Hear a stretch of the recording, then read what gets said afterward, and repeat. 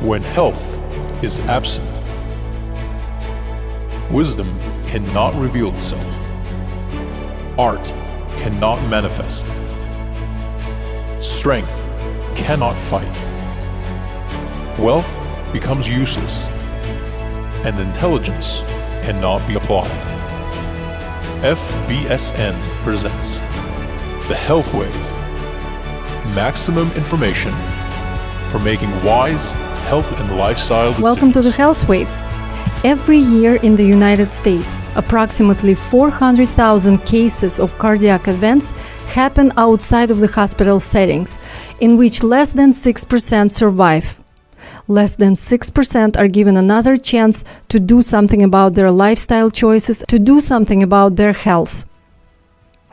So now I'm happy to introduce such a survivor who was featured on Good Morning America.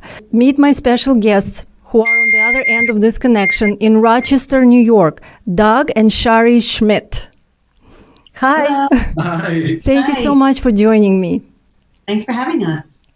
So, Doug, you almost passed away at the age of 49 from something what's called a widowmaker heart attack. What is widowmaker heart attack and what happened to you back then? It was Memorial Day now 11 years ago. And I had a tightness in my chest and a tightness in my back, and I sort of started blowing it off. And then I got nausea, and it took me to the ground. And I went in and Googled chest pain, back pain, nausea, and on my Google screen it came up heart attack, heart attack, heart attack. So I called my doctor, and he said, get to the hospital as quick as you can. And I didn't think I was feeling that bad. I mean, it subsided. I was fine. I could talk. I came over to Shari and said, Shari, my doc says you have to take me to the hospital. Uh-huh. So we went to the hospital, and I drove like an idiot, not realizing I probably should have called an ambulance. But I'm like, oh, he's probably fine.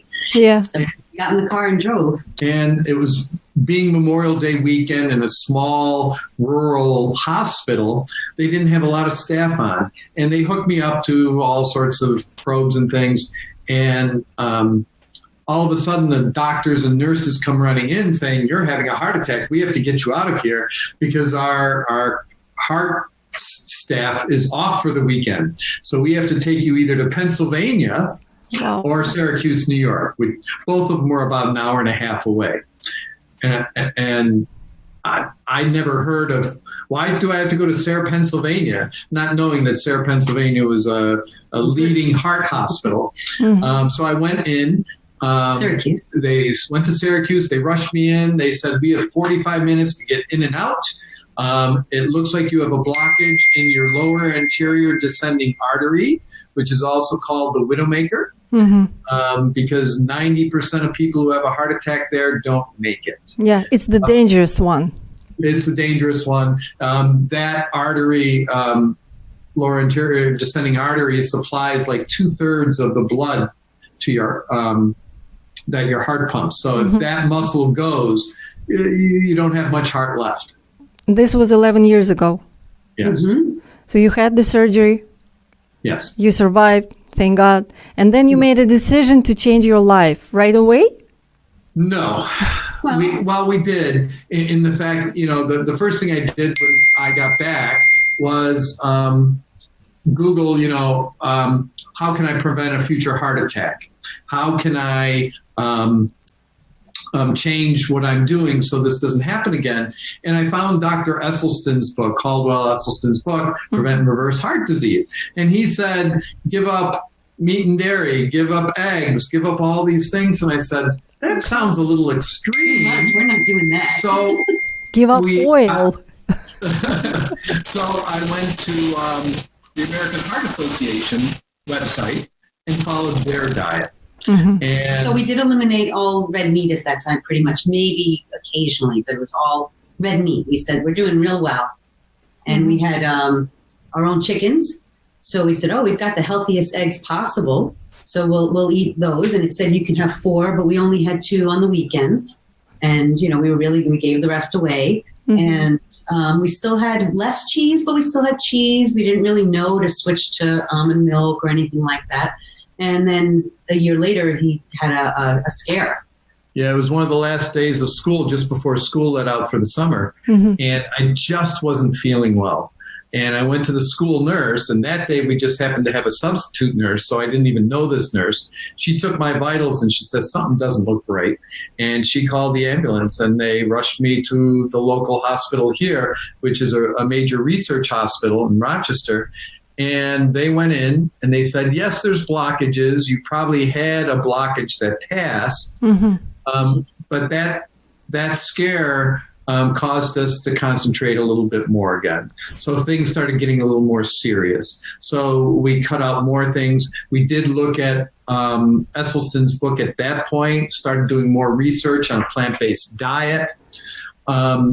But we slowly eliminated things. So we then said, okay, no more chicken and no more turkey. So we didn't have that. We had everything but fish. We kept fish for a little while. We still were using oil. Didn't know that was really awful.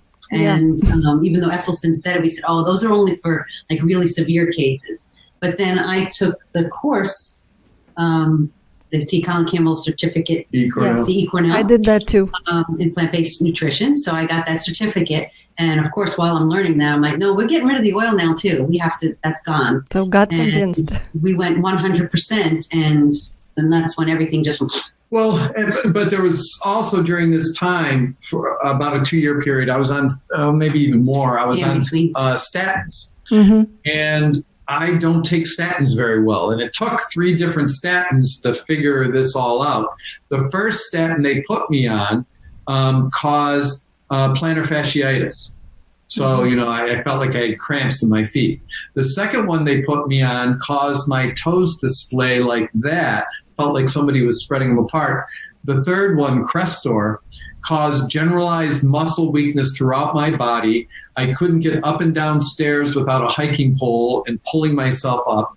Couldn't get out of the car without pulling myself out. I felt like I was 90, not in my early 50s. Such side effects. It was a side effect. And my doctor at the time, my general practitioner, he says, it's the statin.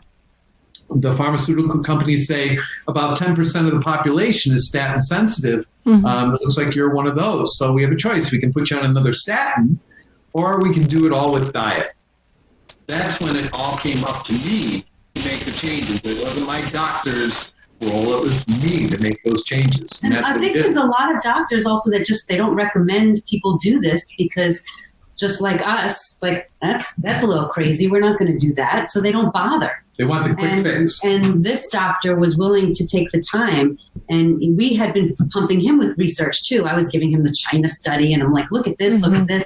So he was also interested and he said, well, let's try that approach. So that's when we cut out everything but the oil.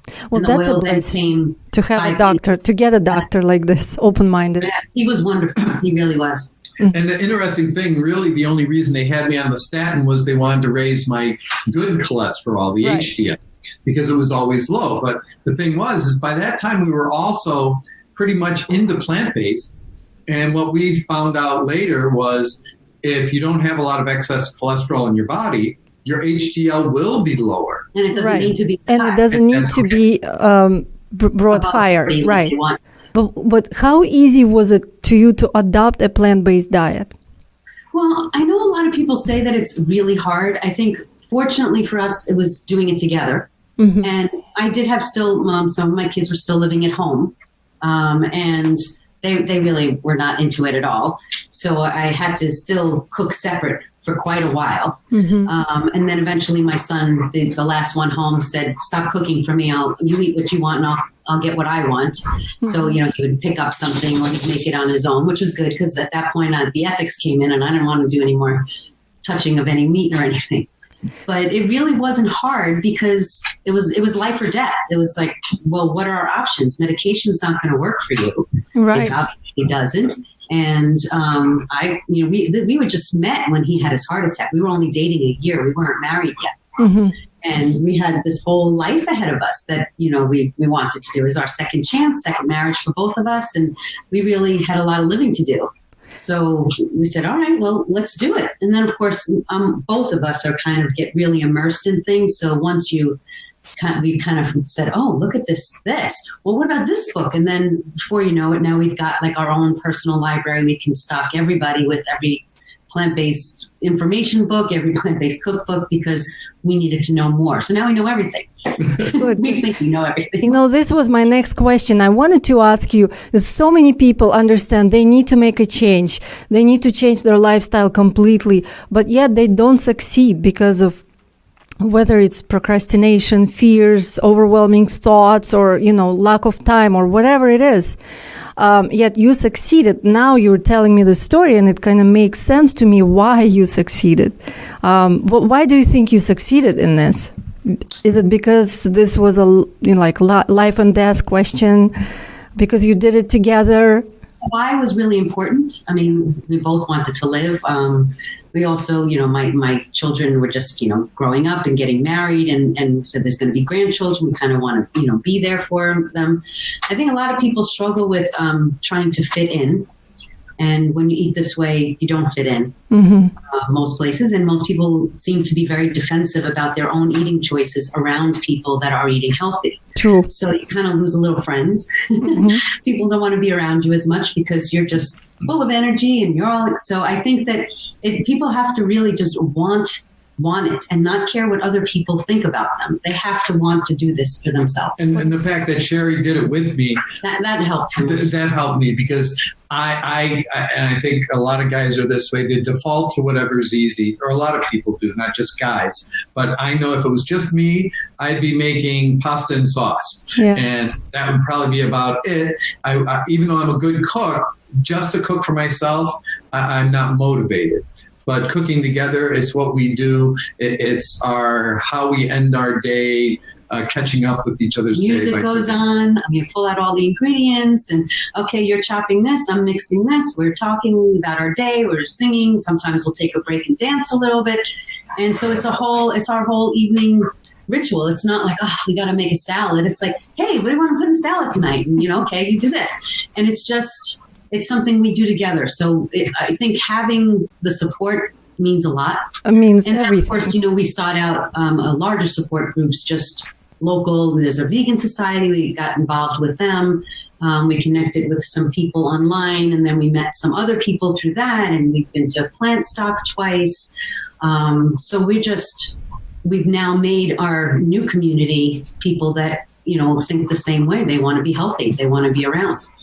So I'm maybe asking you a difficult question here, but what would you suggest to someone who doesn't have a partner and they get in trouble? Let's say they have a cardiac event, they got a surgery, they need to go on a plant-based diet, but they don't have someone to support them who lives with them, a man, for example.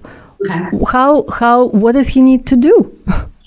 How hard is it to boil up some rice, pour a can of beans over it, and steam some broccoli? There's dinner. But here's the other thing, especially with social media, that's probably the best thing about social media, is we've met so many people and guys in that same situation. And people have reached out to me and Shari saying, how do I start? How do I begin?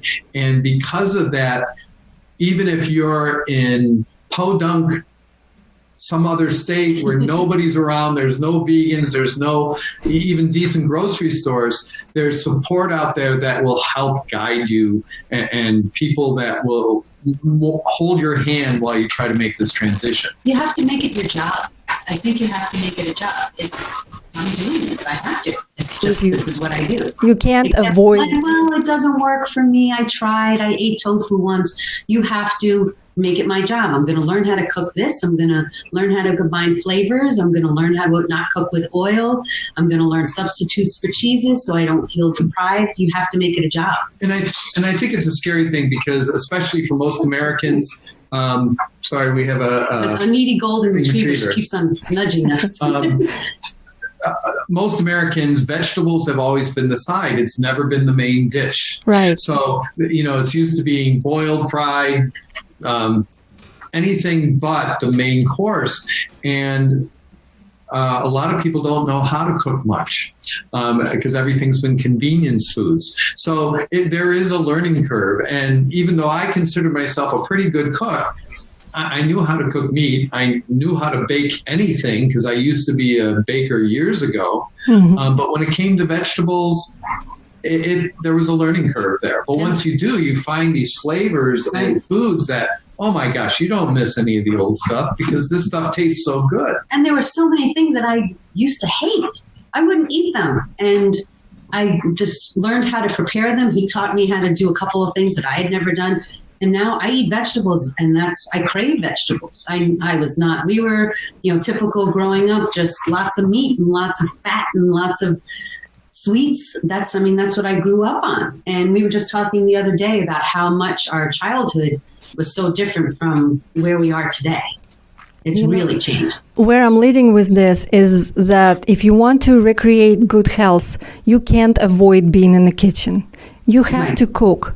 They don't have to be complicated things, simple dishes, but you have to spend some time to learn how to cook well, simple recipes, and just go from there. It doesn't have to be super duper something.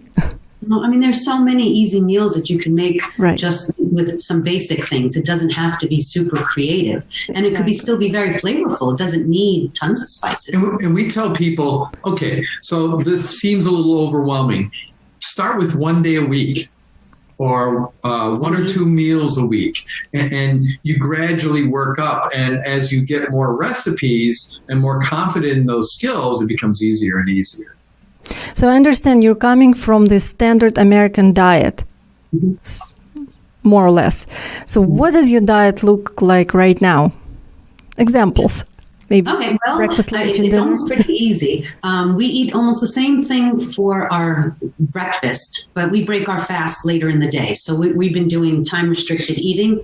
So we've been eating for the last year and a half just within a shorter window, an 8-hour window. So we don't eat breakfast until like 11. So before that, it's, maybe black coffee, maybe it's some green tea, water, and then we have breakfast. Breakfast is our oat bowl. It's raw rolled oats with 4 different kinds of berries, some banana, almond milk, flaxseed. Maybe we'll throw in some walnuts or raisins in there. Every morning the same? We have it pretty much the same every day. It's just, that's what we do. And we love the bowl. It's so nourishing. We look forward to it. And we've been doing this for quite a while, the same bowl. That's what we have for breakfast. Do you cook those oats? What? The oats are cooked? Nope, raw oats, just raw. Because I don't like oatmeal, cooked oatmeal. It's too mushy. So we have it just like cereal. We'll just pour our almond milk on top of it.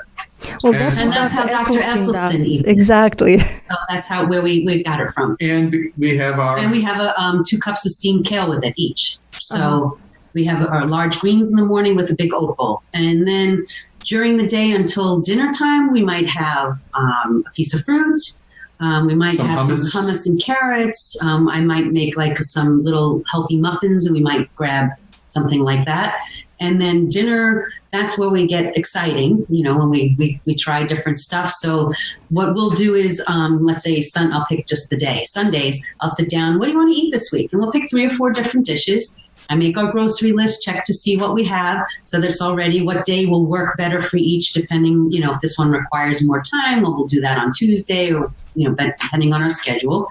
We get the groceries, we stick to that. Leftovers sometimes will be, like later on in the week, or sometimes we'll freeze them because a lot of recipes, serve 4. So if we don't eat it twice, we'll freeze it or we'll save it later in the week. And we could probably, with the amount of recipes that we've cooked and we have. Give me an example of your dinner. Without repeating. We have so many different things we like. But it's always the quick go-tos. You can microwave a sweet potato, you put on black beans, some steamed kale, with some onions salsa. And some salsa, and there's dinner. That's if you're in a hurry. But we prefer to kind of be creative. And, Our lazy days would be roasted potatoes and steamed broccoli. Yeah, that would be like our lazy meal. We'll roast it, and then we'll just eat a whole bunch, put some nooch on the whole thing. So what do you eat for dessert? Dessert, we like an ice cream. So we do the frozen bananas, and we'll sometimes put other fruits in it. He likes peanut butter. I have to stay away from peanut butter because I like it too much. But we also we make a chocolate hummus pudding, I guess you call it. And it's just black beans, maple syrup, cocoa, vanilla, water, and salt. And you just put it in the blender and it's chocolate pudding. It tastes like we say, it tastes like that childhood pudding that you get, the instant pudding. It tastes just like it. So we'll have something like that. He Great gets creative ideas. in the winter. He'll bake. Mm-hmm. So he'll make some sort of like an apple Crumble type, something crisp or type other. I have a French pear tart, which That's only for special. that's only for like birthdays and things. It was, as I said, I used to be a baker, and I used to make this heavenly French pear tart that was a lot of butter, a lot of eggs, almond paste, and I converted that all over. It's high in nuts, but there's nothing bad in it. So. Dr. Esselstyn wouldn't like it too much, but the rest of the plant-based world would. So I know also that you're leading other people to a healthy lifestyle. How do you do that? About 4 years ago, in our school district, they have a position of health and wellness coordinator. Mm-hmm. And it's our school district is in a consortium of like 36 or 34 other school districts for healthcare. And each school district has a health and wellness coordinator. And I was asked to be that for our district. Well, the first year, we saw the movie Plant Pure Nation and saw their 10-day challenge. So I talked to the supervisor and said, hey, could we do this challenge? And we did a 10-day challenge for 30 people. We were able to have it subsidized by the insurance company. And there were 31 of us that participated in that and had the Plant Pure Nation food. And we had biometrics before and after. Mm-hmm. It was a great success. Everyone has saw tremendous results. We did it again next year, but the powers that be said we can't fund as much as we did last year. Plus, I wanted to have more people take advantage of it. That year we did 63 people. We used Rip Esselstyn's book because that had just came out, the 7-day Engine 2 7-day Rescue. That had just come out, so we gave everybody one of those books. They had to make their own food. We had biometric screenings again before and after, and that showed just as good of results as the year before, if not better. Because it was a little bit more strict. And the man who runs our consortium of school districts said, hey, would you consider doing that for the other districts? And I said, okay. And that was the year that I happened to get on Good Morning America. There was 1,300 of us that did it across all these school districts. So we did it using newsletters and daily a couple newsletters. of Facebook Live sessions. We gave everybody the information ahead of time. And I mean, that was really successful. So that sounds very encouraging. We should do it here in Atlanta. And so this past January, we did it again, and we had 3,300 people do it. And next year, we're projecting on 5,000. We're doing it again. But, it's interesting. Actually, a few years ago, we were on a cruise, the Holistic Holiday at Sea. Yep. And I met this lady from Atlanta, and she said the same thing. She goes, you should come down to Atlanta. Do it for our schools. Oh, wow. No, we definitely should do it here in Atlanta. So I'll be in touch with you so you can guide me on how to do that. So any words of encouragement to those people who are watching you right now, to those people who are maybe struggling with their health? Don't give up. Every single day, start each day as if it is the first day, and take each day one day at a time. Don't say, I'm only going to do this for 3 weeks and I'm going to see the results I want. Don't pay attention to results. Just focus on, I'm going to be the healthiest person I can today. And each thing you put in your mouth, is this helping me or hurting me? Those were the things that helped me. Especially when there are times when you struggle and you say, oh, I just want that donut. And you say, well, is this going to help me or hurt me? Am I going to feel better about this later? Is it going to help my body? Is it going to help my mind? Is it going to help me feel better about myself? Take the time to ask that question. And I mean, that's what I would tell people. And don't beat yourself up, because it is a journey. We say it's a journey, and you're not going to be perfect all the time, and you're going to fall back on old habits. But that doesn't mean it ends. It's a journey. So if I always say, you're one meal away from a healthier you. So even if you made that mistake, the next meal, you don't have to make that mistake. And rid your environment of anything that's tempting. That'll be hard for you to stay on. And don't keep That's important. things in the house that, are going to make you want.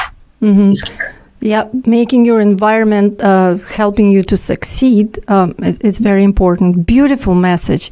Thank you so much. Just wanted to wish you, Doug and Shari, to continue doing a great job. Stay healthy, prosper, so you can continue leading other people. And I'm really, really grateful for this interview, so we can inspire other people. People like you are needed out there.